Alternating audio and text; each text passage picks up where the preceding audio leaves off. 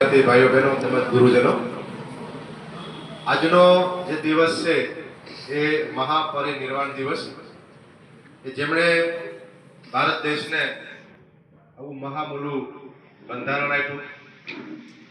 એમના વિદ્યાર્થી અવસ્થાની અંદર એમણે જે મહેનત કરી, આવા મહાપુરુષો ભારતની અંદર ઘણા થયા છે અને એ મહાપુરુષોના જીવન અને કવન ઉપરથી આપણે એક સંદેશો લેવાનો હોય છે કે ભાઈ સંઘર્ષ કરી અને આપણું જીવન છે એ સારું બનાવવું જરૂરી છે. બાબા સાહેબ આંબેડકરે એમના જીવનની અંદર ખૂબ સંઘર્ષ કર્યો. વિદેશની ધરતી ઉપર ગયા અને ત્યાં પણ ભણ્યા. સયાજીરાવ ગાયકવાડ બરોડાની અંદર જે રજવાડું હતું એમની પાસેથી શિષ્યવૃત્તિ પ્રાપ્ત કરી અને એ શિષ્યવૃત્તિ પ્રાપ્ત કરી એમને મદદ કરી સયાજીરાવ ગાયકવાડે અને એ વિદેશની ધરતી પર અભ્યાસ પૂર્ણ કરવા માટે ગયા. કહેવાનો ભાવાર્થ એ છે કે જેનો જન્મ છે એનું મૃત્યુ નક્કી જ છે, પણ જે દેશ માટે કે જે રાષ્ટ્ર માટે કે જે દેશની અંદર જે પ્રજા સામાજિક રીતે, આર્થિક રીતે, ધાર્મિક રીતે, રાજકીય રીતે પછાત હોય એમને આગળ લઈ આવવા, એ આગળ ગયા પછી એમને આપણે આગળ લઈ આવવા, એ એમનો હેતુ હતો. દરેકનો વિકાસ થવો જોઈએ, એ એમનો આખો એક અભિયાન હતું.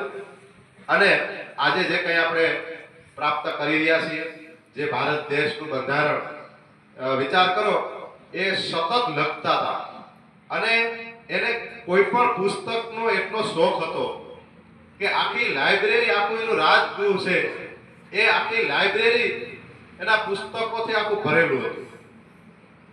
અને એમના પરિવારની એને ચિંતા જ નહોતી કરી. એમને કોઈ પૂછતું હતું કે સાહેબ તમે આવી એટલી મહેનત કરો છો શા માટે, એમ ત્યારે એ કહેતા હતા કે ભાઈ જે લોકો ને સામાજિક, આર્થિક અને ધાર્મિક રીતે જે પસાર છે એ લોકો આગળ આવે એ માટે આપણે બધાએ પ્રયત્નો કરવા જોઈએ, એટલા માટે હું પ્રયત્ન કરું છું.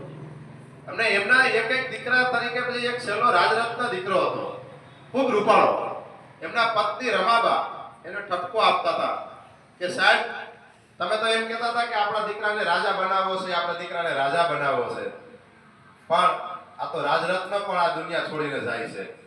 ત્યારે એ રડતા રડતા બાબા સાહેબને પણ રડ્યા અને ત્યારે એમ કીધું કે આ જે સામાજિક રીતે, આર્થિક રીતે પછાત લોકો છે, કરોડો લોકો જે છે, એ લોકોને રાજા બનાવવાના હતા, આપણા દીકરાને કઈ ખાલી રાજા બનાવવાનો નથી.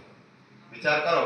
એટલે ઘણી વખત આપણે એવા વિચાર પણ કરતા હોય છે કે ભાઈ તમે જો મહાપુરુષોના ઇતિહાસ તમે જાણો ને તો એની પાછળ છે એના છોકરાઓ હોય ને એનો એટલો વિકાસ નથી થઈ શકતો.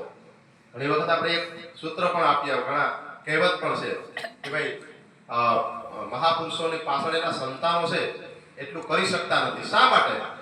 એટલા માટે નથી કરી શકતા કે એ લોકો એના સંતાનોને, પોતાના સંતાનોને ટાઈમ આપી શકતા નથી, એટલે એ પસાર થઈ જાય. પછી એના છોકરાઓ આગળ જઈ શકતા નથી. પણ એનો દ્રષ્ટિ, આ બધા મહાપુરુષો જે થઈ ગયા ભારતની અંદર, વિશ્વની અંદર, એની દ્રષ્ટિ કેવી હોય?